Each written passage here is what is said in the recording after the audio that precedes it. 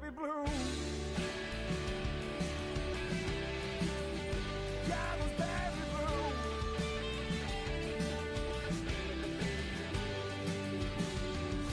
A broken man without a path.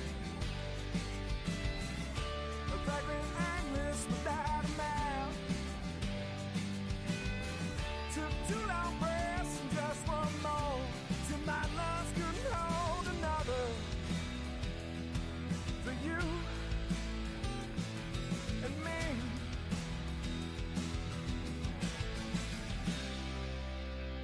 And those baby blues. Yeah, those baby blues.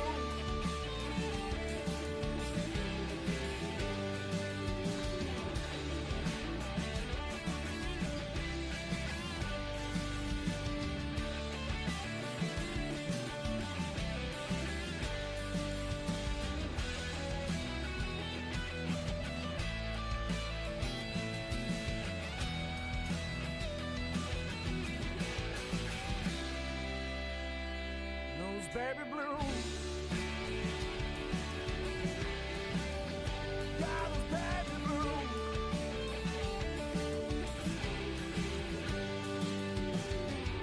A broken man without a path. A vagrant aimless without a mouth. Some kisses your cheek and then grazes your neck. Makes my lips so damn jealous. For you and me.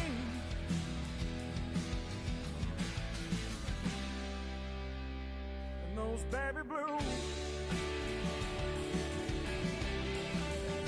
Yeah, those baby blues.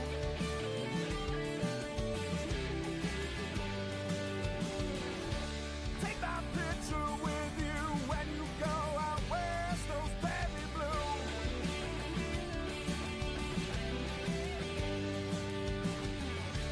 If you love me, then just say it with your chest. Those baby blues. Now, don't forget about me, yeah. I will do my best. Those baby blues. Now that's true for me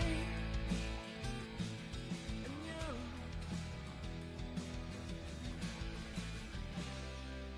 Yeah, what is up 24/7 Buff Fandemonium? It's your guy Swank. It is Tuesday. It is 8:32 p.m. Eastern Standard Time, and that can only mean one thing. It's time for the K-Gun Report right here on the Buff Fan Base Network. We're going to talk about that big Miami win, 3-0, in not only the NFL, not only the conference, but also the division. Crazy. We'll talk all about that. We're also going to preview the New Orleans Saints coming to town this weekend for a 1 o'clock game. Praise Jeebus. We got a rattle the reads. We got some news. We got your questions. We got your comments. Lordy, I can't wait to go. Here's the video.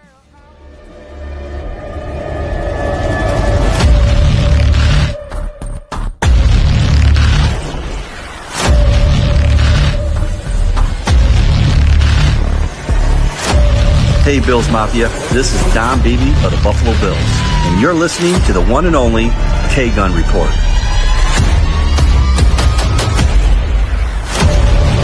Oh, and you all know, go Buffalo. Oh, man, the Don Beebe intro gets me every time. Ladies and gentlemen, do not adjust your screens. Do not attempt to rub your eyes. You are seeing what you see over here to my right, I believe, maybe my left. I don't know how you're doing it. My camera's backwards for you guys out there, but he's right there. That is the one and only Scooter Magooter. Scott, what the hell do you got on a Tuesday, brother? Victory Tuesday, 3-0, my friend. I'm glad to be back, though. I know I missed last week. Apologize to everyone. Electricity went out, but it is what it is. Swank and RT held it down as they always do, but they had fun as they always do, as we always do on the K-Gun Report every Tuesday. Can't wait to talk about this Miami game, but more importantly, we always look to the future, so that Saints game is something we can discuss with the fans. Oh, yeah. I'd also like to mention the other guest that is in on the stream, and that is the Scooter Magooter Walrus Stash. Yep. Glad He's to have happy to be back. As explained in previous shows, I do something crazy every time Swank with my beard when I take it down. I get the itchy sometimes, dry skin, so sometimes I gotta take it down, reset the skin, and it's either a handlebar, a mustache, just straps. It's something that the wife absolutely hates. Yeah. But you know, you and I both grow facial hair back so quick. It's very short term. Short-lived, bro. But I love it. It's my favorite. I think this is the Ned Flanders is what I'm going to call it. There you go. Oakley Dokley. We are having a special bet tonight, over under on Jerry. Now, Jerry was a little shaky about whether he was going to come. I was going to bet money he'd show up. Right now, I'm a little shook on it. I'm going to say no, probably. But that's just my bet. Over under, you guys. It's not even over under. It's a yes or no. Put it in the comments, Jerry or no Jerry. We also threw a little thing out there to RT. We'll see if he'll pop in, but if not, I'm just glad that my boy Scott is here, and we're gonna have a hell of a great conversation. Like I said at the top, man, we are part of the Buff Fan Base Network. Super proud to be. Also sponsored by 26 Shirts. Go to 26shirts.com. See what Del Reed and the gang got cooking up over there. It's always the freshest. It's always the most styling. And it's always for a good cause. Look good. Help out a family in Western New York. $2.3 million worth to date. You go wrong, man. 26shirts.com. Go check it out. Scooter, man, I want to really get into this recap right off the get, but I did want to make a couple little mentions here. We had something really cool happen on Sunday sessions. The Newark Bowling Alley, Rose City Drive-In, the Newark Drive-In, Rose City Drive-In in Newark, New York. They show the games on the big drive-in theater screen, and Jerry Boy called them up, and they actually showed Sunday sessions live on the screen. That was a really cool thing. If you guys are local and looking for a place to check the games out, man, you tailgate there. I believe it's BYOB. You hang out, you watch the games, and I'm hoping that this becomes a weekly thing where you and myself and Mr. Ryan Thomas from the Thomas Takes, our big mugs are up there on that drive-in screen before every kickoff. Man, it's something else every year, ain't it, Swank? And this is one of those awesome special things that happened. They will be airing, obviously, on site, the Patriot Sunday Night Football game. So, yeah, it'd be awesome to be up there again. I'm kind of jealous that you and RT got the inaugural thing, but I missed you. The image looked great. I mean, I saw pictures. It was dark out. You see cars in the background. You see your guys' mugs on there. What an experience. And, you know, at the Finger Lakes Mafia here, we support all local stuff. So to be part of that was pretty awesome. Good job. Hell yeah. And I love that our brand and the fact that we're local to the Finger Lakes and we push that so much. I mean, we do the Rager, we do all this stuff. We coined the FLX Mafia and try to bring that as a part of, you know, not being specifically from Buffalo, not being specifically from Rochester. Even Syracuse has their own little chapter. But the Finger Lakes, man, makes up a huge portion of Bill's Mafia, and that's why we created the FLX Mafia. And it makes me so damn happy to see businesses in the Finger Lakes jumping on that and you know, including it, man, and including the people. So it's awesome. We're super stoked on it. And yeah, man, I can't wait for you to be right there next to the debut of the Scooter Magoo on the big screen. I can't wait. Yeah, it was something else. It was awesome to see. We got some people here in the comments that we absolutely love. That's Miss Paulette Brown. Good evening, my Bills Mafia family. Let's go Buffalo. Hell yeah. Hi, Paulette. Buffalo Spartan. This is Sparta. What up, boys? How's it going, Spartan? Don't forget you can catch Spartan and our boy Corey Blaine and our guy Patrick Hughes all tomorrow night on Buffalo World Order at 8 p.m. Doug Augie, happy Tuesday, 3-0. Let's go. I love it, man. He always has the catchiest little sayings when he comments in, man. I love the image you got there. Looks like him and his son are with the Hulkster there. Yeah, R.I.P. yeah. there, Terry. Yeah, sweet. Speaking of Corey, what up 24/7 Bills Mafia? Another great Bills win. That was pretty tame, man. I Yeah. like it. Oh, here we go. 24/7 Fantasy King, only undefeated team left. No need to bowl. I'm him. Oh, bow. Oh, okay. Oh, wow. Yeah. thought it was He's Bow. eighth. He's eighth in the league in scoring, and his opponents only score like 30 points against him. It'll fall soon there, Mr. Blaine. Just enjoy the ride for now. It's fine. I want you to be comfortable right there. You're just resting right on my shoulders right there as I'm on number 2. And I've been beaten. Damn, man. Cookie has been putting up points like a son of a bitch. And I did not think I was going to win this last weekend. And I did. Sorry, Cook. It was a great game. But I was really stoked. Swank, that's the second time you've taken a win with high points because me and you led the league in total points. And that was the thing. Like, so you and we had a really high scoring game and I Yep. out, and then I got beat the next week. And then this week, because I was saying last week you played Cookie, right? And then it was another one where Cookie scored like a ridiculous amount of points. Yep. Yeah. It's a good time. It's a good league this year, man. It's been really fun. And I'm super stoked. I won in my dynasty, also still alive in the Guillotine League right now. Oh, nice. Derrick Henry's available on the waiver wires. I put in a little bid. We'll see what happens. I don't know.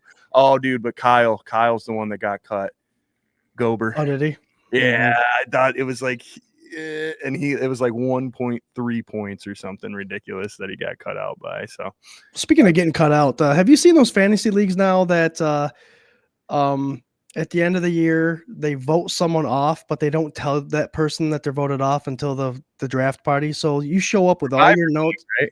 Yeah, you show up with all your notes and all that stuff, and they say, "Sorry, Swank, you're out this year." It pissed me off so much, dude. Like you have to pay your fee and then you show up and it's like you're not playing this year. Sorry. No. Like, oh, God. You're gone. Sorry, you could stay and drink. I'd do that. You know, that's always the fun part. I've heard of like a Survivor League, which I believe is like you play each week and then everybody gets together and votes one team off each week. It's almost like a guillotine style, and then other players go in, but it's like it's up to everyone. So you can get really heavy into collusion and teaming up and all that. That's too much for me, man. Guillotine seems fun because it's like, God damn it. Like, but yeah, I'm stoked. It's been really fun so far. I wish I would have done it last year too. Uncle Jam was up. Oh, sorry, go ahead, buddy. Oh, real quick plug. If anyone needs any fantasy guidance, RT, our boy at the Thomas Take Sports Podcast, he has his own magazine or online help out. $10 a purchase. I purchased it. Doesn't appear to be helping me. I am scoring a shitload of points. So I think in that regard, it's helping. But that's something I want to do in the future. Have like a show of like who to start and sit and all that stuff. But that's 24/7 Buff Pandemonium future stuff. I've been really getting into like the guillotine thing, and I've actually been writing a Google Sheets program to try to help you predict how much you should spend on whoever's available week to week. There you go. And it's been really fun, man. And you know, all this crazy spare time I have, but like I've been working and chipping away at it a little bit here and there. Sounds like we need a coder. Any of you guys at Bills Mafia watching us tonight, if you're good at coding apps, let us know. I have some pretty fantastic ideas. We got Josh Cook. Oh, sorry. Uncle James, what's up, Mafia? Thank you. Detroit Ravens versus KC. Life is good. Yeah, dude. That was awesome. How about that game last night? 1-2 those two teams are right now. Whew. I wasn't a fan, Swank. I have Henry and Zay Flowers as a duo on one of my teams, and they scored me 12 points total. And I needed just 25 to win that league. So thanks, Henry, for that fumble at the end, by the way. Yeah. Oh, man. But yeah, both 1-2. Someone's going 1-3 this week. Hot take, man. Does Derrick Henry have a fumble problem? Some would say he did. I think he got it punched out in the same exact fashion that Joey Bosa punched it out. Glenny Fedor, woo! What's up, brother? Thanks. What's up, Glenn? In John's happy Bills win Tuesday. Hello, my Mafia family. Hello, the beautiful Ellen Larch. Yo, everyone. How about those Bills? We got Shane Becker. What up? What's up, Shane? 6 teams in the NFL undefeated, and the Bills are one of them. That is right, and I believe they will continue this streak. This Lori. Alan sent me a nice little photo of the remaining teams. Not Yeah. a lot. It's getting thinned out.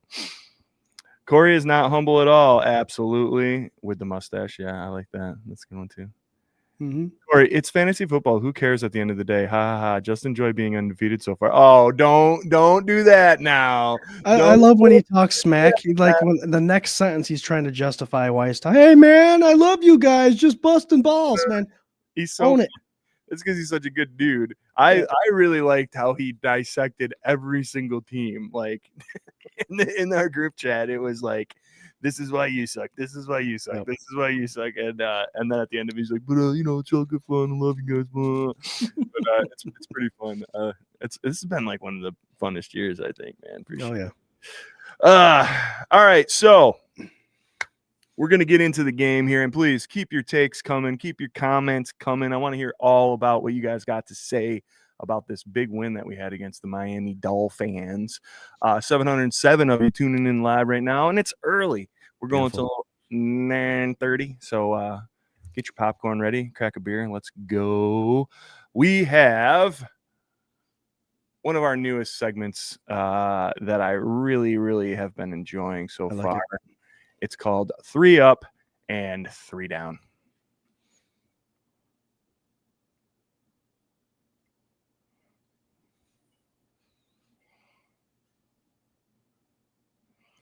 And there it is, and there we are, and here we are, and here it is. The way 3 up and 3 down goes, we need an up from the offense, the defense, and the special teams, and a down from the defense, the offense, and the special teams. 3 up, 3 down. Wow. We'll go around the horn here and give you all of ours in succession. It would be like a lot more people if Jerry was here. Yeah. And RT, but that's okay. RT gets a pass because he's like filling in, you know. Jerry, come on, man. I want to lose money on this, bro. Come on, man. Pop in. Let's start with the offense. Scooter Magooter, do you got an up for the offense this last week against the Miami Dolphins? I do, and it's an up that people have been asking for. It's an up that we already knew about in his rookie season.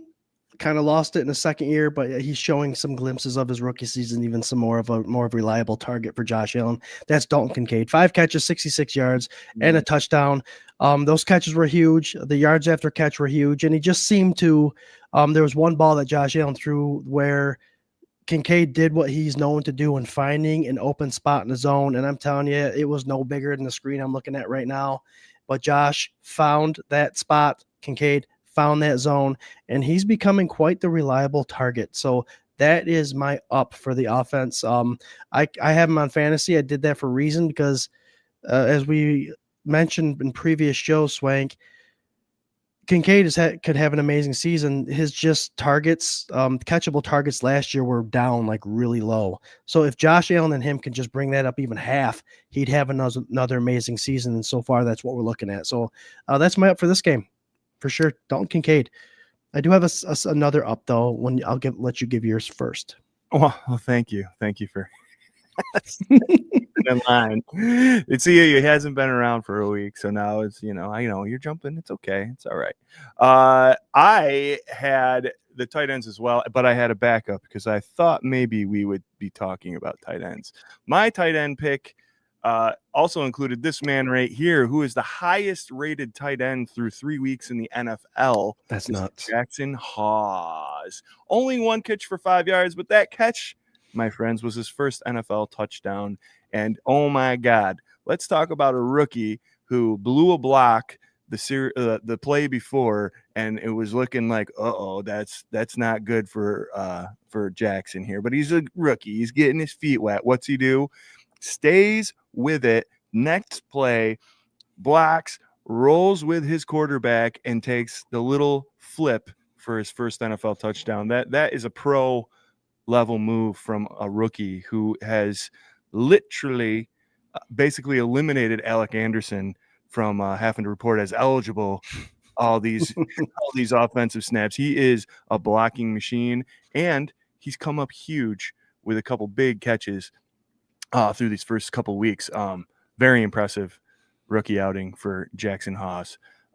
Stoked on it. But real quick, I'll go low-hanging fruit. my boy Josh Allen, come on, putting together 22 of 28, 213, 3 TDs. He just does what Josh Allen does, and he wins. That's right, Ravens flock. I posted a little tweet earlier today. A lot of statistic crunching going on, but they're not paying attention to that 1-2 record. Our guy plays solid football. He can play elite level crazy football. I said it the other week. NFL teams need to be on the lookout. Josh Allen and the Buffalo Bills won a game without Josh Allen having to be Josh Allen in week 2. So you got Superman week 1, you got game manager week 2, and now you got a solid MVP level future Hall of Fame game, 213, 3 tutties with an incredible completion percentage. Josh Allen, man, how can you not? He's my up. What do you got for honorable mention over there? I do have the man that a fan favorite in the preseason, even last year's, that Tyrell Shavers. He seems to be a guy that he got open. I mean, we already know he's tall and fast, but that catch doing the cross route and then heading upfield, you could see the speed that he potentially has to be one of those guys that can break the game wide open. We're just getting a little taste of him now, but I'm telling you what, he is looking sharp when given the opportunity. He's making the most of it right now. I love it. It was half joke, half I hope it happens in the Sunday sessions. He was my X factor. He did come up with that big catch, and I think he also drew a penalty there, didn't he? Mm-hmm. Which was big. So I don't know. I think as far as wide receiver 5, right? Is that where he is right now? Wide receiver 5. Yep. I think he's doing a hell of a job. He's doing a great job. So I love it. Let's switch over to the defensive side of things. Oh, wait, no. Do you want to go all the ups or do you want to go offense, defense, special teams? I haven't really been able to hash this out with you lately. Let's go stick with the offense. We'll go down ups and downs. That way we can keep it all together. All right, here we go. I'll shoot mine out here, and it's been the same get damn down for the pretty much the last 3 weeks here. Stopped with the design QB runs. I hate them. Mm-hmm. Joe Brady, I love you. I think it's great. If you eliminate that part of your game and some of those predictable run James Cook up the middle, the Dable-esque, man, when I was watching that Giants game, I was like, this is what I hate about Brian Dable. Like, this is exactly why I didn't like him when he was here. This is why I don't like him anywhere else. I do not want him to come back as the offensive coordinator. He did not have as much to do with Josh Allen's development as everybody thinks. This dude has just this stubborn streak of ramming running backs right up the middle 3 times in a row, throwing his arms up, getting pissed, and punting the ball away. I hate it. So, Joe Brady. Well, the proof is in the pudding, isn't it, Swank? I mean, Saquon left and did what he's doing. And look what Daniel Jones is doing for the Colts. I mean, Deanna Jones with the best goddamn nickname in the league right now. I went to fantasy and saw the 45 plus of the amount of people going and grabbing him because, holy shit, this guy is a good quarterback when he's in a good system. Sure. I don't think that he is exactly what everybody thinks. I don't think they've had like the level of competition quite to like. I'd love to see like a Bills matchup against him, like somebody that's like really stout. I think their team is absolutely ranked correctly, like especially in the AFC within like the top 3, top 4. Mm-hmm. You know, I know everybody still wants to push the Ravens and the Chiefs up there, but they're 1 and 2. Like, you know, let's give the due where the due is given. You know. Yeah. So anyway, that's mine. I hate that QB run, man. Stop doing the design QB run. Let him move the pocket and evolve. If he wants to take it, let him take it. If not, he'll make an amazing play down the field. Like, we don't need to do this. James Cook is running his ass off. Ray Davis needs to get in there and get those hard yards. If you want somebody to do that, give it to Ray Davis. But other than that, stop with this design QB run stuff.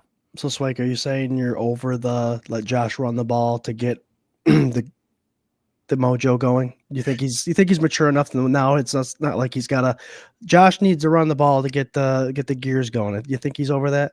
Yeah, I'm sorry. I thought that we just were back in like 2023. Yeah, no, I've been over it for like a couple of years. I think he needed it. Week 1, you could see it. Yep. He gets them eyes. You can look. You can tell where he's at in those eyes. We've talked about it on the show. And, you know, he still does the Jim Kelly throw up before the game thing. He gets amped and hyped. But you know, Yeah, I don't think he needs it.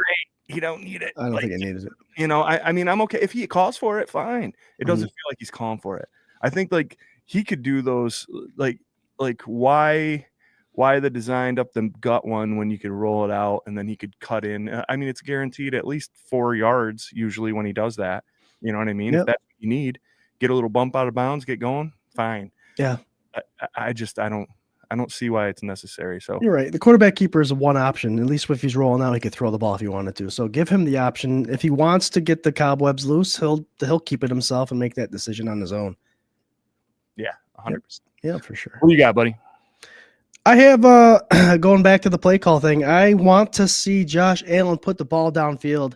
My down is the downfield throws. I'm just getting frustrated because I know Josh Allen had a low percentage of downfield throws last year, but the only way to bring that number up and the only way to get better at it is by at least presenting it a couple times. Go deep somewhere, overthrow. I don't care. I just want to see it so that defense knows that they have to back up and play that deep zone.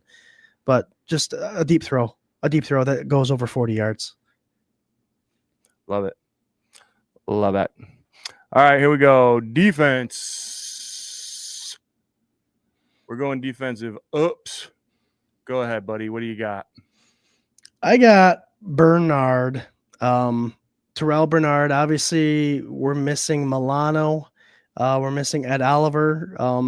I know there's fans out there saying, what does Ed Oliver have to do with it? But that defensive front plays a big role in how these linebackers make their reads and run stopping and all that stuff. Terrell Bernard, without his sidekick right there at the linebacker Milano, and without that key defensive tackle, it makes life hard for him trying to read these plays. He was someone that came out, put the hammer down. He put his helmet on a bunch of people and knocked their asses for a Tuesday there. And he also had that game clinching interception. So for me, the up is Terrell Bernard, knowing the injuries, knowing that Trey White is still our cornerback. We're waiting for our Maxwell Harrison to come back from his injury. He's got a lot on his shoulders, and I don't think that was too big of a platform for him. And he did what he had to do to seal that game. So big up for Terrell Bernard. He's a true leader here in this Buffalo Bills defense. 100%. Captain coming up clutch right when you need him to. I mean, how can you not love Terrell Bernard? For me, man, this interior defensive line, give me some Deion Walker. Give me another rookie on this team on the other side of the ball, getting in the face of a quarterback in a clutch moment and maybe slightly deflecting, at least blocking the view. I mean, Deion Walker has been really starting to fall into like the feel of this game and getting penetration up the middle again with another vet that has been missing games in Oliver. There, it's so important to have that interior defensive line doing something. And yeah, man, I think Deion Walker, he's right there. And I don't think without that play, Bernard's play happens, but it had to be in tandem. Bernard had to be in the right place at the right time. Walker had to be into his face with his hands up. And I love it. I love that this is another guy that's like really starting to fit into this defense and this team and making it happen. So Deion Walker's my up for the defense this last week. Defensive down, man. I'll take her first here. This is still driving me a little crazy. It might have been a little better this week than it has been in the past. Third downs. This is the Miami Dolphins offensive third down production, 10 of 15. I don't want this. Get this off my screen. Get off the field on third down. I know it's situational as well, and I know sometimes, like, you know, it's more of like a garbage time stat or something like that. That is not the case with this defense. They were rolling before that pick happened, and this game could have been a lot less stressful if the defense would have got the offense off the field a couple more times than they did. I mean, earlier on, it was rolling pretty good in the Bills' favor. I think the Dolphins started to hit a little bit of a groove, and things could have shifted poorly. I'm glad it didn't, but let's tighten up third down efficiency. What do you got for defensive down? Man, third down, it was tough to watch, and I can't stand when Tua. He doesn't make very good decisions, and for some reason, his defense allowed it to make it look like he was a cerebral quarterback, which You gotta laugh because you know you got a bunch of Miami fans that are still on the fence with Tua, and they're still going, "This is the quarterback we need. This is the guy." And all of a sudden, he makes that boneheaded move at the end of the game that reminded them of why they need to get rid of him. But that third down was horrible. Swank, I'm going off of your up. I know you mentioned Deion Walker. My down is TJ Sanders. We got a guy here that the Buffalo Bills drafted, bumped up to draft him. And I don't think he's taking advantage of the opportunity that's in front of him without Oliver being injured and with Ogunjobi being injured or suspended. I saw him get knocked on his back a handful of times. I saw the Bills did not do that bad against a run, but I did see him out of position a lot of times. I know Deion Walker, hard to move. He's getting the double teams, and TJ Sanders is taking on that backup at Oliver role, but he did not handle this situation well against the Miami Dolphins. So that would be my down. Obviously, third game in his NFL career. He's got a lot to learn, but hopefully the guy is strong enough and agile enough to where you hope it's just a cerebral thing. Yeah.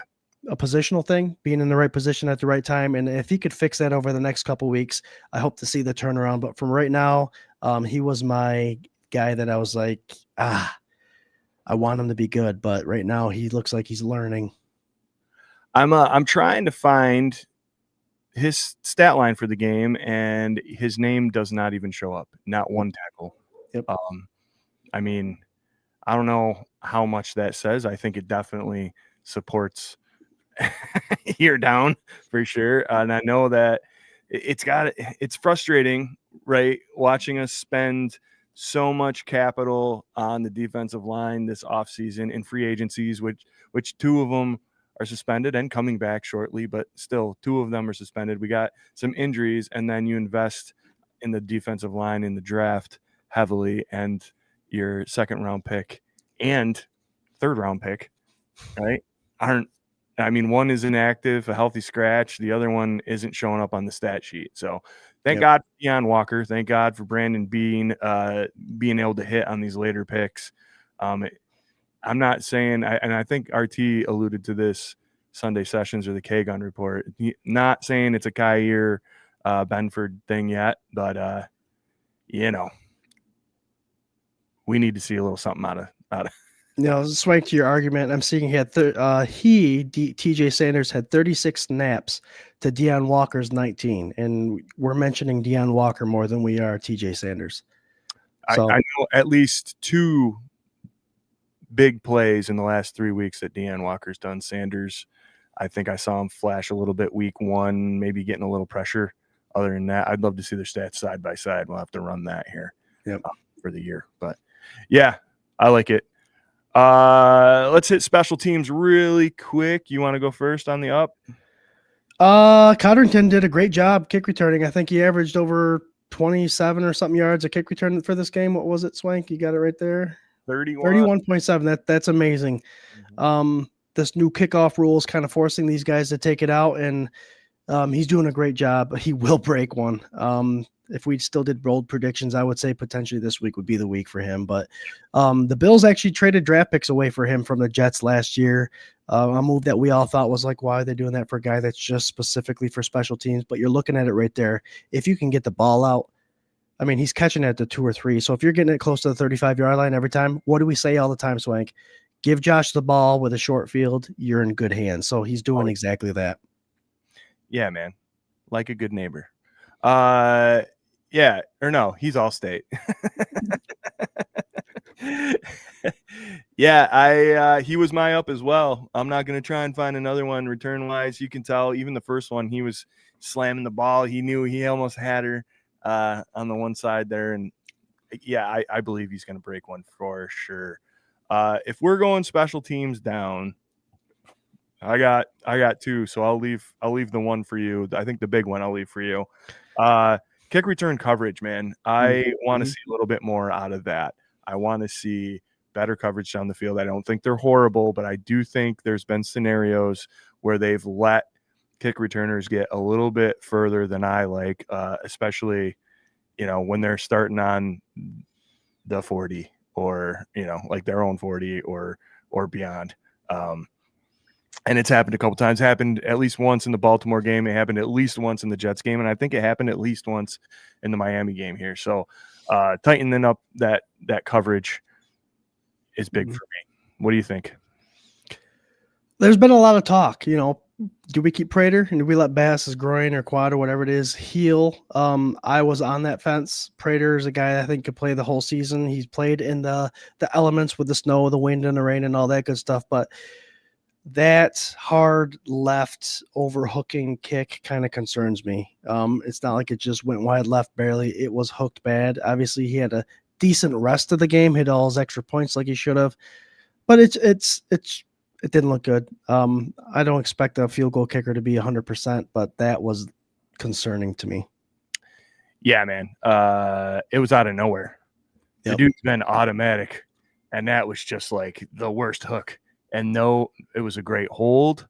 There was no tip. Like, yeah, a little concerning. Don't want that one to rear its ugly head in a time where we really need him out there to kick a field goal. So, yeah, great, man. I think that concludes our 3 up and 3 down. Appreciate you guys hanging with us for that.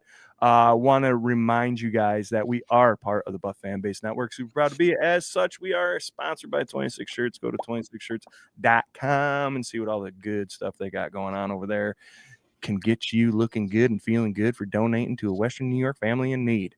All 1,008 of you hanging out right now. Please do that.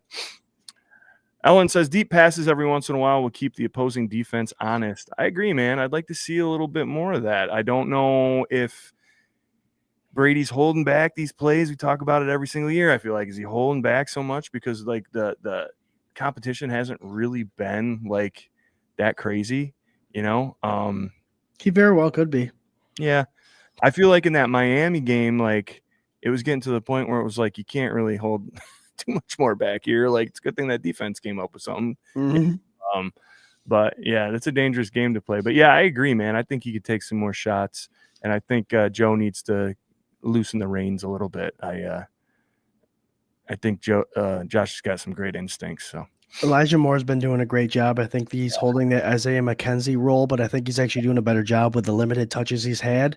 Yes. He also caught a ball, had that big yards after catch, but he's a 4-3 receiver. And Shavers, obviously, with his minimal work, is taking the advantage of his opportunities. He's also someone that can stretch the field. So those are 2 guys you wouldn't expect to go over the top because of the guys like Kincaid and Keon Coleman and all them. Those would be the surprise guys. I just want to see a deep ball thrown to one of those guys.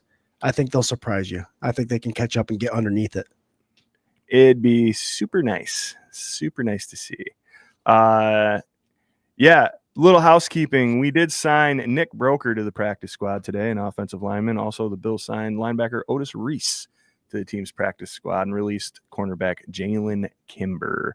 It's 9:07. We're going to get into our New Orleans at Buffalo Bills preview for this weekend 1 o'clock game. But first, I want to do something that we haven't done in quite a spell because, God damn it, we actually have a read on the show. So,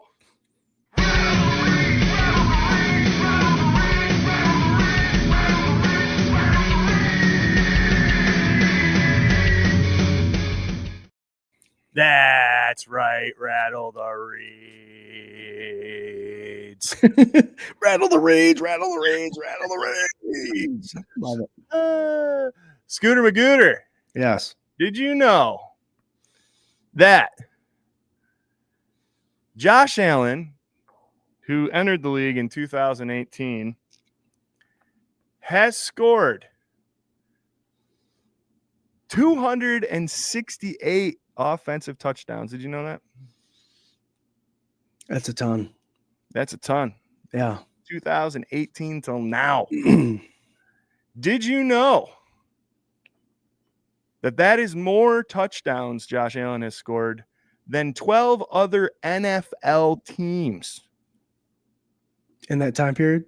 In that time period, whole teams, 12 whole teams, almost half the league has scored as a whole less touchdowns than our Lord and Savior, Mr. Joshua Allen. So, can you name those 12 teams that have scored less touchdowns than Josh Allen has since 2018? Play along in the comments. Come on, help him out. It's Rattle the Reed. This one's tough. I'm going to start off with the ones I think are struggling now. So that's got to be the Jets and Giants.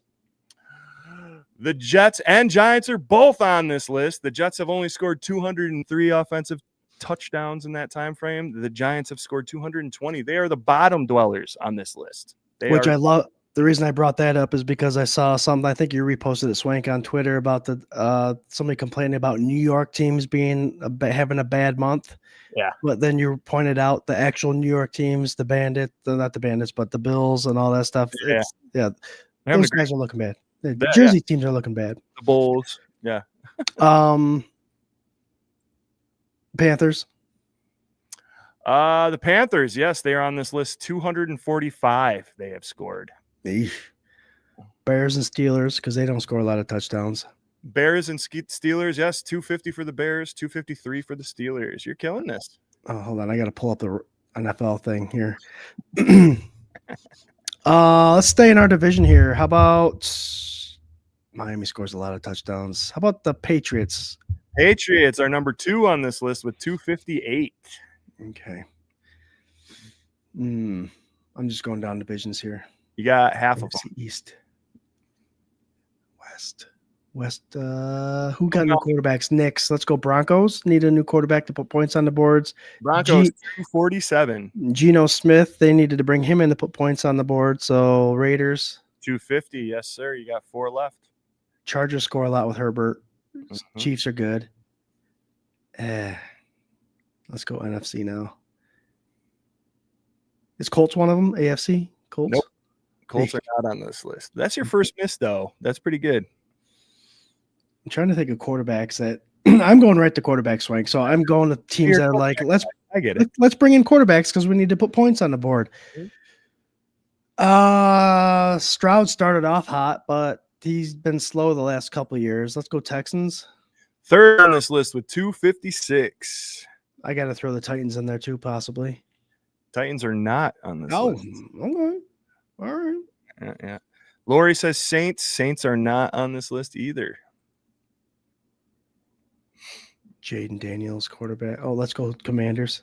They are on this list at 254. You are only missing, Scooter, 2 teams. Okay. Dale scores touchdowns. Eagles scores touchdowns. Bears. I'll tell you this. It's one from each conference. So I'm missing one from each conference. Yep. Hold on. Niners scores touchdowns with Purdy. Saints. They're fine. How about the Bijan Robinson? I need him to score touchdowns. They brought him in to help score touchdowns. The Falcons? Number 1 on this list, 264, the Falcons. You are missing 1 from the AFC, my friend. And I think you've only had 2 misses. That's pretty damn good. Who am I missing from the AFC? Oh, you know what? Somebody in the comments has the answer. If you want to cheat. I see Jaguars, Browns, Steelers. The Jaguars. Thanks, Paulette. Paulette had that early, man. Yeah, nice get. See, that one's Trevor Lawrence has been there a while. They've given him receivers. They've had Travis Etienne, who's finally scoring touchdowns now. But that would have been one I probably would have left off. But okay, interesting. Crazy stat. I saw this posted earlier this week, and I was like, I love this. Thanks to 33rd Team for posting this. I had to dig for a while to find. Oh, they're good, by the way. Yeah. 33rd Team. They have some pretty good, reliable information over there. Hell yeah. I read it. Bill's Wire had the article, and then, I saw the graphic, and I was like, this is a great rattle to read. So thank you guys for playing along, man. Browns is a great guess. I would have probably guessed that too. Baker and company, they were scoring a little bit, though, when they first rolled into town. So all you got to do is go to quarterbacks. Jameis Winston was there for a while. If he's there, he's scoring touchdowns. Anywhere Jameis Winston goes, they're scoring touchdowns. They're just not winning games. So they're throwing picks and they're scoring. So follow the quarterback trail. If they need a quarterback or they're drafting a running back in the first round, good chance that they're not scoring enough points in the NFL. Hell yeah. Listen, everybody, I just want to remind you that this has been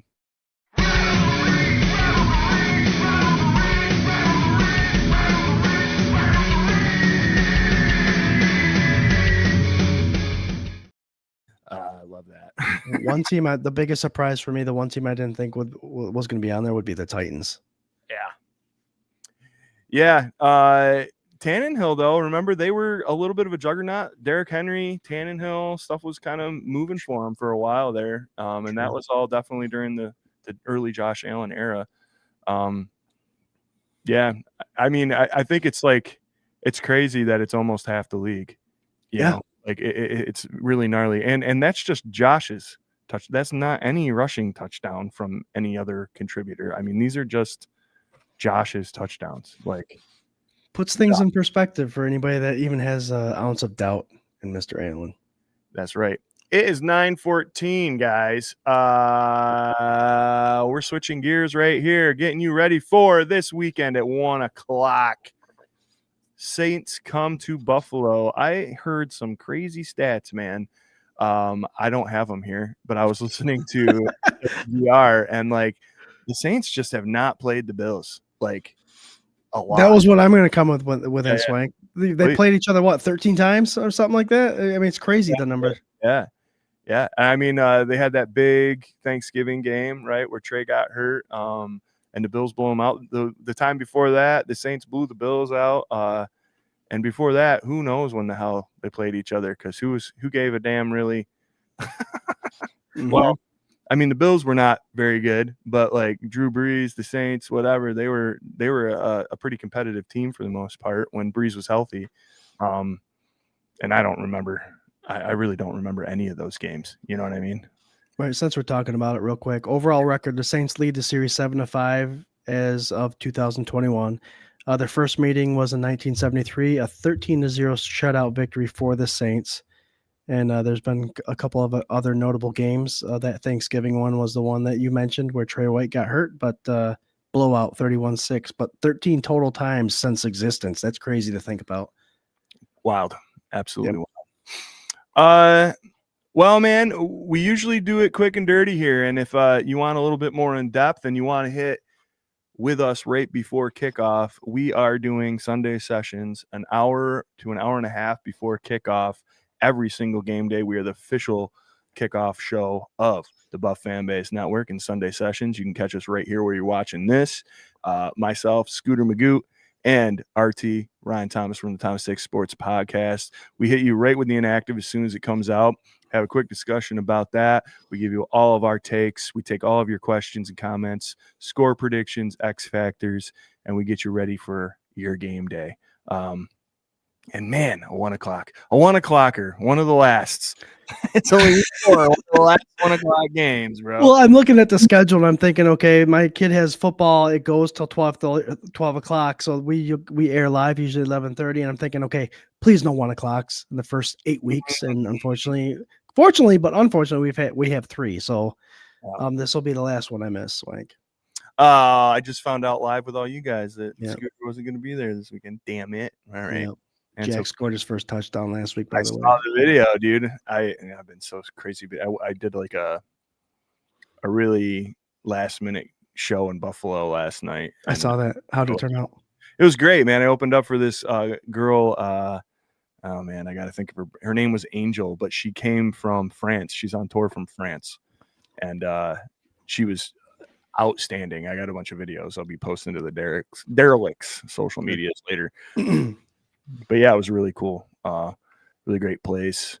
Fun environment. But yeah, it was kind of like I found out that morning and then drove out there and played my half-hour set and hung out for a while and then drove back. And that's what it was. Dude, that's a good look for you, brother. I mean, on the fly like that and say, hey, you're available, and you are. That just props.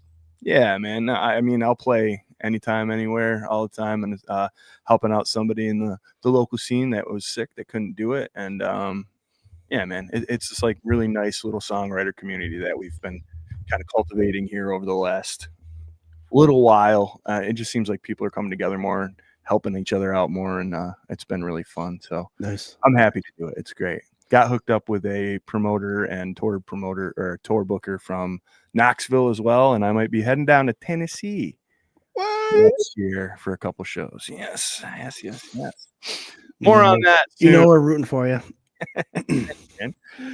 But speaking of rooting, rooting for these damn Buffalo Bills here. So yeah, join us for Sunday sessions. We give you all the last minute. Here we kind of hit like the quick and dirties, man. We give you our initial takes. Scooter, can you tell me what is or what should be the Bills' defensive plan against Rattler and Kamara and these goddamn New Orleans Saints coming to town? As simple as it sounds, I mean, you got Rattler playing quarterback. You got a young head coach that's new to the system. It's one of those situations the defense, I think, should just bring the heat. We're playing at Buffalo. The Highmark Stadium is going to be loud, obviously, with this last hoorah here in Highmark. Anyone that shows up to these games for these home games are going to be loud. So let's just make it miserable. These guys are only scoring 15 points a game in these first 3 games. There's no reason why. Well, I don't know what the injuries look like, but there's no reason why we shouldn't put the hammer down on these guys and go 4-0. Mark Maddox Swank, our friend, the former Bills linebacker, always states that you play these seasons by quarters, and I would love to go 4-0 in this first quarter of the season, and this is a game to do it. I actually think Mark's coming to this game, so if you guys are at Highmark and you see a big, tall linebacker looking fella that may have played for the Buffalo Bills in the 1990s, that's our friend Mark Maddox. He'll be there. I think that's what the defense has to do. I think it's fitting that Mark's showing up there. Bring the defense. Let's put the hammer down, give up 10 points, and let's go into the second quarter of the season 4-0. I love it. I really think the biggest thing for this game, and I don't want to get complacent. I don't want to sit here and be like, oh, it's just the Saints and our schedule lightens up and blah, blah, blah. That is not what this team needs. This team needs to put the pedal to the floor, keep the gas on. I still think that Josh will probably be resting halfway through the fourth. I'm hoping for that.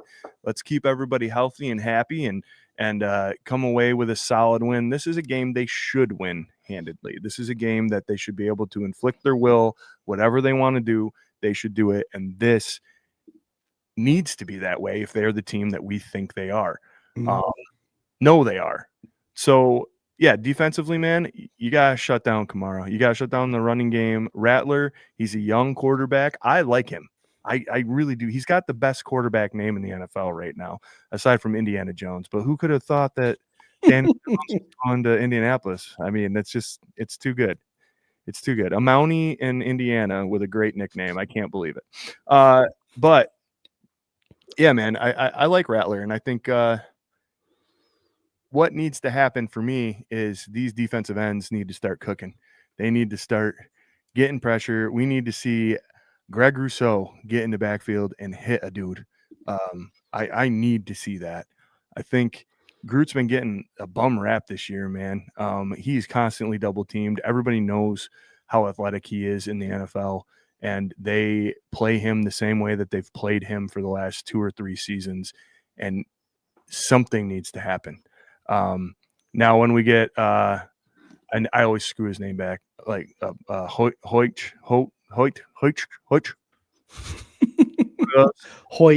Hoyt, when we get him back, man, it doesn't make any sense with a C and the H. I know it's HOECHT 75374 with one of those like upside down question marks at the end. Yeah. Hoyt, man, when we get him back, I think that's going to be great. We get Eddie back. If you had Eddie, Deion Walker, Hoyt, and Greg, or in those third down or more rotational experiences, Joey Bosa out there, this is the line that I think Greg can eat at. I think with Ed Oliver gone, he was taking up multiple linemen too, and that helps Greg Rousseau's game. Greg needs to push through these next couple weeks, man, and needs to hit the quarterback, needs to do something. I need to see 2 sacks from him in the next 2 games. That would be great. I hate that people are dogging him, and I know how good he is. And sacks aren't a stat that proves how good you are, but I just want him to shut everybody up. So Greg Rousseau in the backfield. Hell, Epinesa could get in the backfield. Hell, Joey Bosa could get back to form again. I don't know. Let's have a little sack party. Well, here's the thing: is Rattler's been sacked 6 times, so they're only giving up 2 sacks a game. Mhm. We come into a situation where I'm with you. I would love to see sacks galore. I want to see Bosa because we have the names for it. Epinesa, we know can get sacks. Russo, we definitely know can get sacks. Bosa was brought in. Why? He's great against the run, but to get sacks. But this defensive scheme that the Bills bring continually every year does not thrive off bringing pressure and sacking the quarterback. And I go into every season thinking this is the year we start sacking the quarterback. And the more games you watch, you become into the realization that it might not be that again. Yeah. But we're still hoping for it. So a team that's only given up 2 sacks a game, and the Bills didn't get any sacks against Tua, which I thought they were going to bring the hammer down and actually bring him down a handful of times, but he got the ball off quick. This could be a game where they maybe double their sacks this year. It could be one of those games. I'd like to see it, but I'm with you. I want sacks. That defense wins championship games. I want to see it, but we're just not right now. Yeah. And yeah, maybe this is where it gets right, man. Like we talked before, one begets the other as far as the secondary is concerned. If you're getting pressure on the quarterback, it helps out the secondary.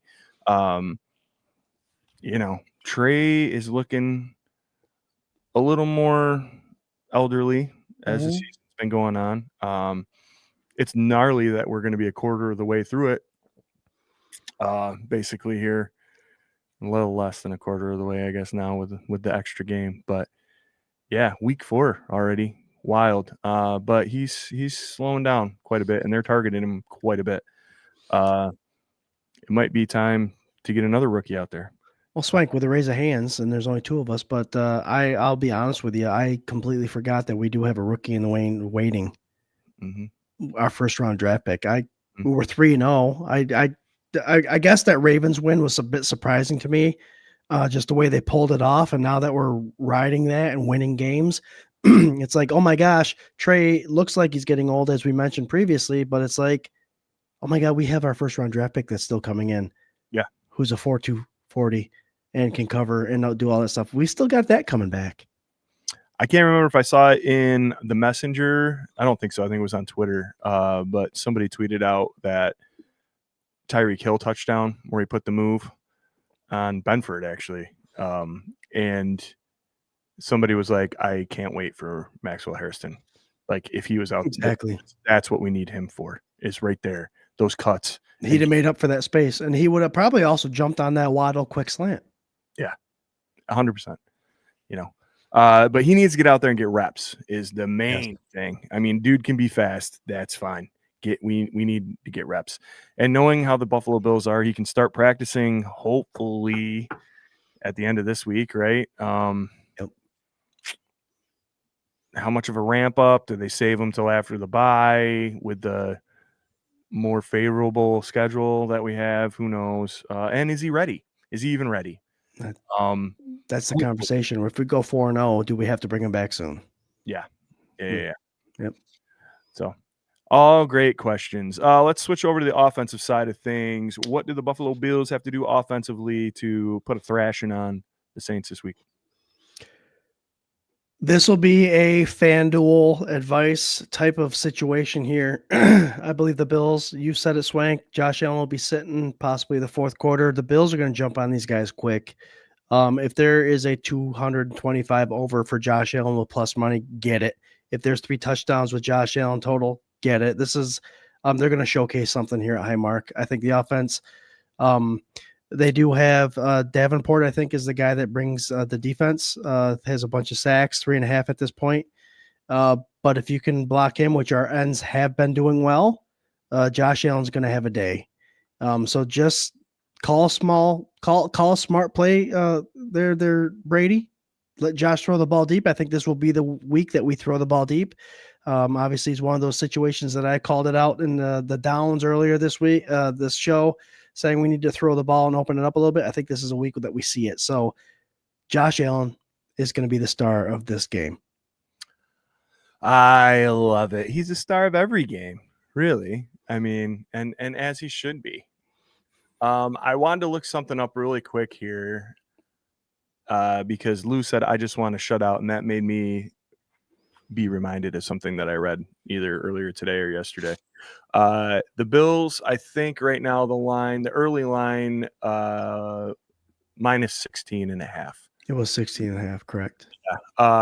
So they haven't had a line that high since. Do you know what game? This is a side quest, rattle the reeds. Was it last year? Nope. But it's relevant to us. We may have been at the game. Oh, that wasn't the Niner game. It was hold on. That game's oh. That's yeah, you were carrying me. Yeah. No, I saw you coming down the road getting carried. Yeah. What game was that? Hell, I may have been drunk enough not to remember what game that was. Texans. We shut out the Texans. We have not had a line since we shut out, and the line was lower, and we shut out the Texans that day. So Lou RQ, you might get your wish, man. I love it. I love it. That was a fun game. It was really fun. For me, man, yeah, I just want to see a solid game. Go, play, balance, the forbidden word, a nice balanced game. No design quarterback runs up the middle. Don't get too cute. I think just play a nice, solid, evenly distributed game. Maybe get some people in there that you want to get more targets to. Maybe get Shavers in there, get his confidence up, get a little more Elijah Moore, who has been playing his role fantastically. I mean, if you think that our wide receiver core is worse than it was last year or even 2 years ago, I don't know what anybody's looking at, because I feel like this everybody eats thing is finally kind of formed into this beautiful thing where the tight ends are getting involved. Dawson Knox didn't have a target or a catch last week. Right. We didn't talk about that. He usually does nothing. Jackson had one. Kincaid has been a really solid piece of this, the way we wanted him to be for the last 2 seasons. So I don't know. I think for me, man, I want to see some nice short passes. I want to see him air it out a couple times. Send Shavers down the sideline. Send Palmer. Do something. Get Keon a couple more so he's not doing any offensive pass interference or anything like that. I think this is a good opportunity to kind of spread it out, just march down the field nicely, and have a day, man. Ray Davis. Let's see some more touches for Ray Davis. Get him some more comfort. Swank, right now they're on pace to have Palmer and Cook to have about 50-plus catches. Mm-hmm. Shakir and Kincaid and Keon Coleman to have about 70-plus catches. So that's 3 receivers with 70-plus and a running back and another receiver with 50-plus. That is spreading the love. That is everyone eats. Awesome. That is what we wanted when they started talking about this. Yep. So, yeah, great on them. Let's go X Factor. What's your X Factor, buddy? Offensive play calls. Like I said, I want Josh Allen to be sitting in the fourth quarter. So offensive play calls, you can't get too excited about this Saints defense. They are not good, but they do have pass rushers. So I just want a responsible game. I want to see the balls thrown out deep. I do want to see spreading the love with Josh Allen. X factor is going to be the play calls. Set these guys up for success, as Mark Maddox always says. And we'll come away with a 4-0 record and undefeated in this first quarter. I love it. I love it. I love it. I love it. My X factor is going to be D-line play. Originally, I was thinking more DTs. I wanted to see Walker continue his growth, and I want to see Sanders step up. Absolutely. But talking through this end thing, man, I want to see Groot get in there. I want to see some sacks this week. So let's go X factor. At least 3 sacks on Spencer Rattler. Let's up his average. 3 sacks from this defensive line. Let's get into some score predictions here. I love you guys throwing these off here. Corey, receivers go off this week. Dawson was blocking his butt off. Yes, he was. I was not trying to say Dawson played a bad game or anything, Alan. It was curious to me. He had no targets. And I think that's the first time that's happened in a long time where he was healthy enough to play the game. But yeah, absolutely, he's been blocking it, and that's why he was drafted. Yeah, a blocking tight end. Like, he's never been that. And like, he's always been a blocking tight end, but he's always had to catch the ball too. And it's just interesting, man. Dustin's also one of the guys that I don't think he really cares anymore. He's one of those team players that take pay cuts. He saw someone come in Kincaid that obviously he's taken over my spot, but he is so built into the system and committed to the system where he's going to do whatever he has to do. The catches could end for him for this year. And as long as he knows that he's taking the Buffalo Bills to the promised land and doing what he's got to do to get that ring, he'll be all right with it. That's Dawson Knox. That's right. Hey, guys, get your score predictions in the comments here. While you do that, we got our kid in the street, Mr. Eli Wynn, coming at you with Eli's winning lockdown. What's up? I see the video before. I actually don't watch it. Hey, welcome to Eli's winning lockdown. This Sunday at 1 p.m., Bills versus Saints. I have nothing to say about the Saints, but I do know one thing. We are winning this game. No offense to the Saints fan, but your players are kind of meh. The Saints have turned over the ball 11 times in 3 games, which means manja. Everyone eats on the defense. Prediction 31-12. Oops, I forgot to mention it's Uno Reverse Day, making the Saints 12 and the Bills 31. Shout out to Lori at Allen Street Parking. She runs a raffle every year for her sister Carol, who sadly passed of cancer. Show some love since it's Crucial Catch Week. Yep. Consider donating and win some prizes. Shout out to Mitch Morse. Stop by Allen Street and meet my mom. Shout out to 26 Shirts, official retailer for the Bills Mafia, babe. And as always,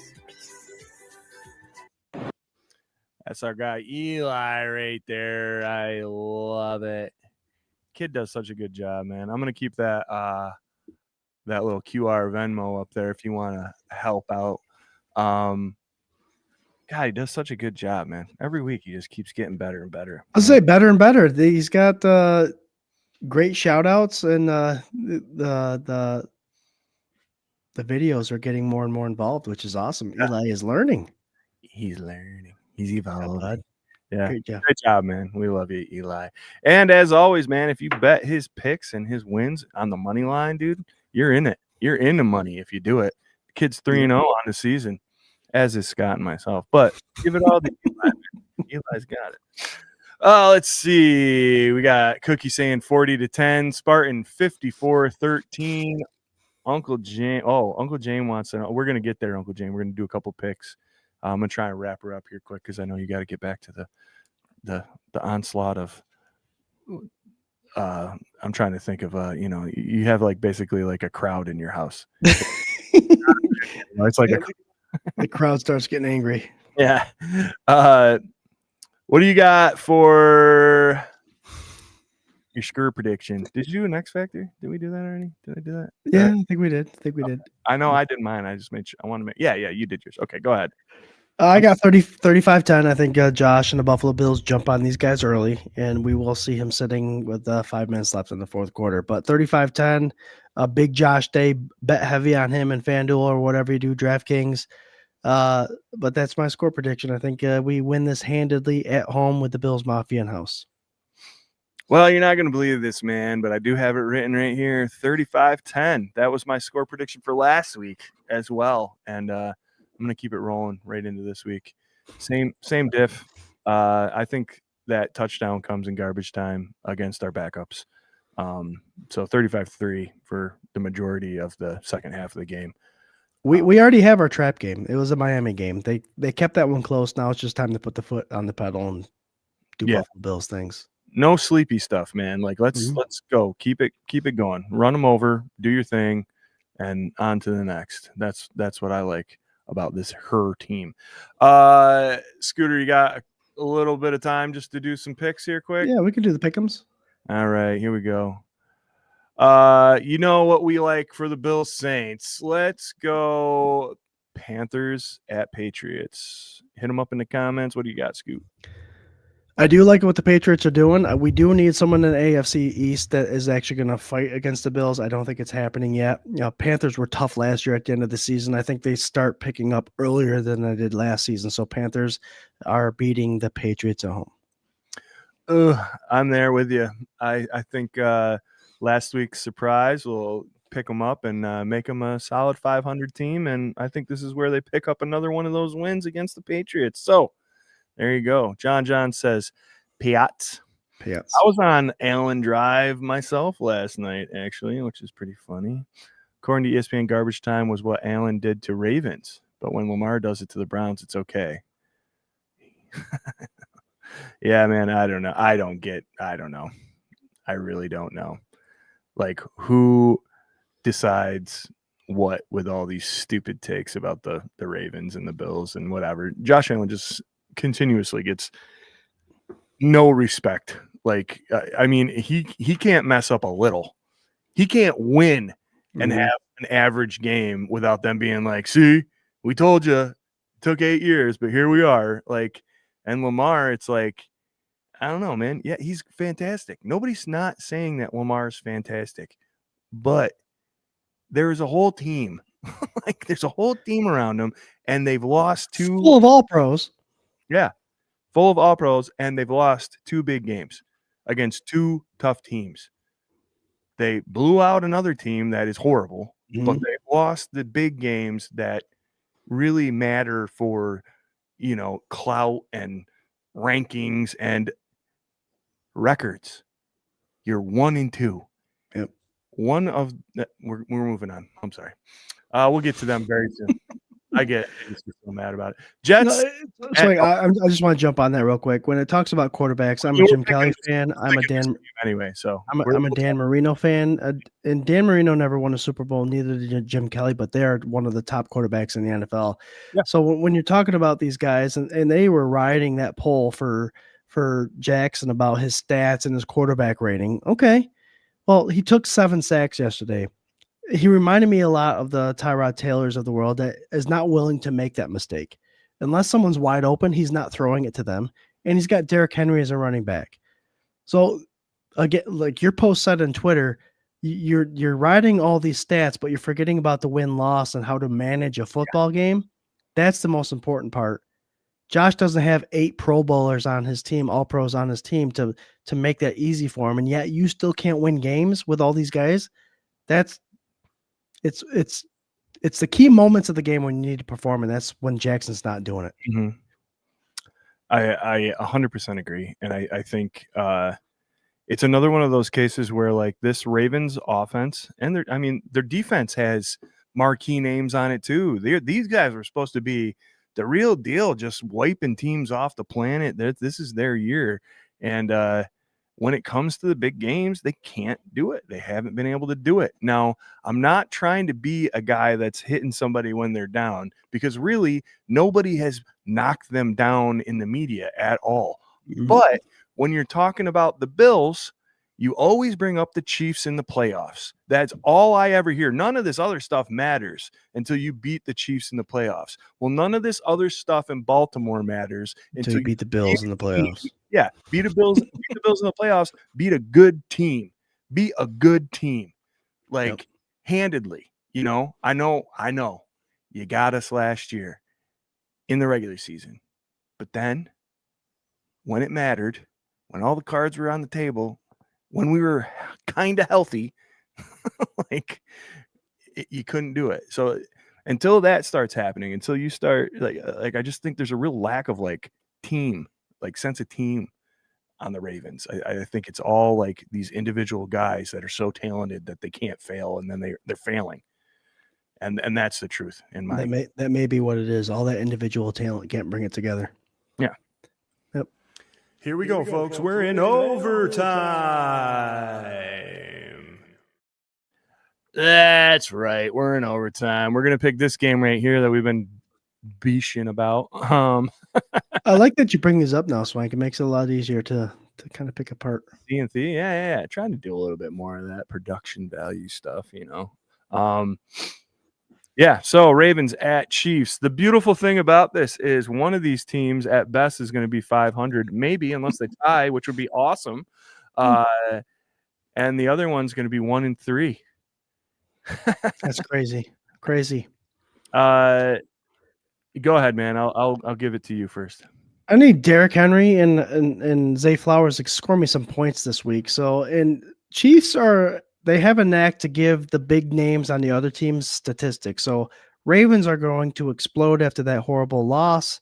Ravens win this game at Kansas City. It's kind of a reality check for the Chiefs. It's like we can't win games against the bad teams, and we can't win games against the teams that are going to push towards the AFC Championship.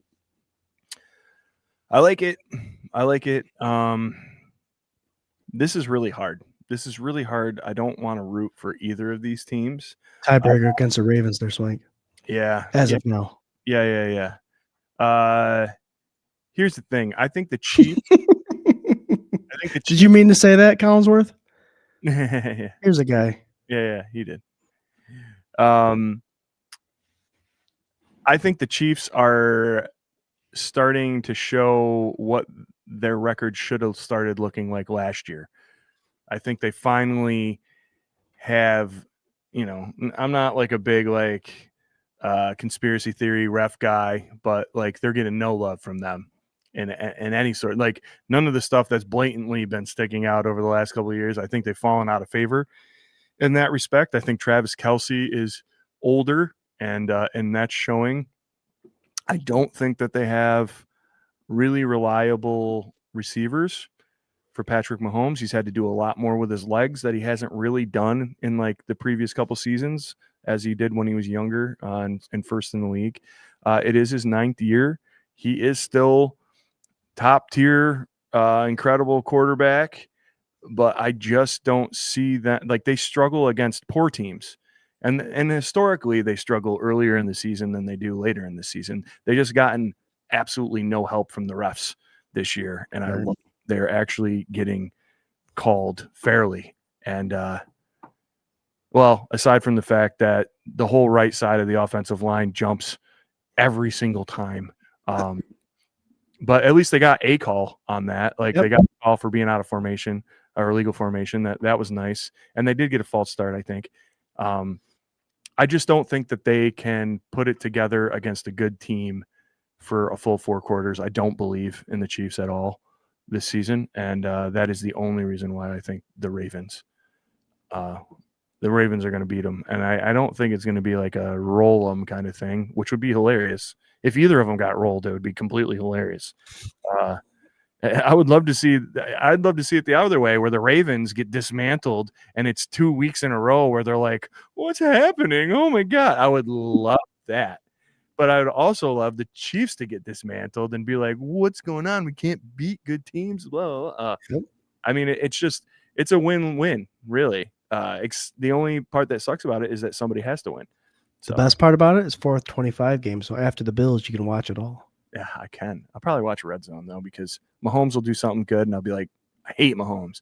And then Lamar will do something good, and I'm like, I hate Lamar, dude. Like, no matter who's on offense, I'm going to be, like, miserable.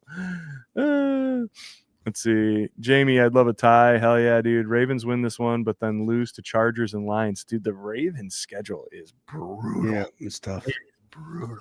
Yep. John Johns. Yeah, hell yeah, John Johns. You do need to get a hold of 26 shirts. You got some great ideas. You and Doug, man. Go get it, Dell. We got an in. We'll send you some. Just send us a list. We'll send them over to him. All they want is the idea. That's all they want. Yeah. The only reason it might be close is because it's at Arrowhead. Yep. Corey, go Bills. I mean, yeah. He's roster baiting right now over his 3-0 season. That's why he's very subtle with his comments.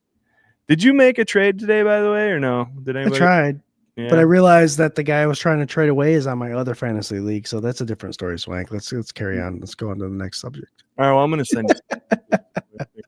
All right, who else? We got Bengals at Broncos. That's a good one. Nick's has got this. Is that Broncos Monday night? I think they're going to show off their quarterback. I think he's got the gall to do it. Time for Bo Nix to introduce himself to the NFL fans of the world and be one of those top 15 quarterbacks. I like that. Let's see. Other than that, there's a toilet bowl. Titans at Texans. Your last game of the evening. I'll go first. Oh no. Who cares? This is hard. This is harder than Baltimore at Kansas City. I'm kind of enjoying that CJ Stroud has been struggling this last season and a quarter. Just not because he's a bad guy, but more like the media just completely was like, this guy is the next blah, blah, blah, blah, blah after a good rookie season. And after that, like, I know they've made the playoffs and stuff, but Jesus, like, they are not the team that they tried to sell us that they were. Right. And I love it when like the analysts fall flat on their face sometimes and look like dummies, as they have with Josh Allen. And now a bunch of them are trying to backpedal 8 years later. I'm going to go Titans just because, like, I kind of like Ward. Sucks that he threw a bunch of picks. Sucks that they suck. But why not? Let's see. Swank, I'm going with the analyst thing. They were high on Stroud. I think the torch is going to be switched over to Ward. So Yeah. I'm with you on that one. I do like the Titans. I think Ward is a good pick for them. I would like to see him to start to be successful there. So go Titans. Plus, my buddy Ted Adams is a Titans fan, so I'll root for you with the bud. Oh, is he? I didn't know that. Yep. Oh, cool. All right. Yeah. Hey, guys. There you have it. It's 9:50. Went a little over. I got excited because my buddy Scooter came on. And 1350 of you tuning in. Thank you so much. We're going to do our final thoughts here and get out of your hair. Scooter Magooter, man. Tell them what you got. Be good, do good, go Bills. I haven't been on in a couple of weeks, but that saying hits home. Just be good. Just be good. Just do good. And the rest is history. There's a lot that's going on in the world today that can skew people either other way. There's a lot of views in the world that can skew people either other way, but you are one of one. You do you. You treat people well, and you will be treated well. And then cheer on the Bills whenever they play. That's all I got to say. Love my Bills Mafia. Love you, Swank. Love my brother Jarrod, who's not here tonight. RT, love you. I love the Buff fan base. But just be you and do good, and the rest will follow. Go Bills. I like it. Simple, sincere. Just what I would expect from you, Scooter. You know, at your return. Yeah, guys. I say it every week, damn near. Enjoy this time. Enjoy being a fan of this era of Buffalo Bills football. Enjoy being undefeated. One of 6 teams in the NFL going into week 4. Just take it all in, man. We know better than any other fan base, these good times don't last, man. And not to say they get horrible, but just to say that we know what it's like to go from incredible play to nothing for 17 years. So, yeah, I like that. Do good, be good. And don't forget, you can check us right here every Tuesday at 8:30 p.m. Eastern Standard Time for the K-Gun Report, part of 24/7 Buff Fandemonium and the Buff Fan Base Network, sponsored by 26 Shirts. Don't forget to check out Sunday sessions an hour and a half before kickoff. Every game day will be on at 11:30 this here Sunday to preview that Saints game, get you all those inactives. Follow the Buff fan base, follow 24/7 BF. You can follow me and Scoot right there on our underneath our little name badge thingy-majigs. Thanks for all the comments. You guys are killer. Love you. Go Bills. See you. Oh, I won't see you Sunday sessions, but tune in. Go Bills. Oh, I so want to be there. Love you, Swank. You will be. Love you too, bro.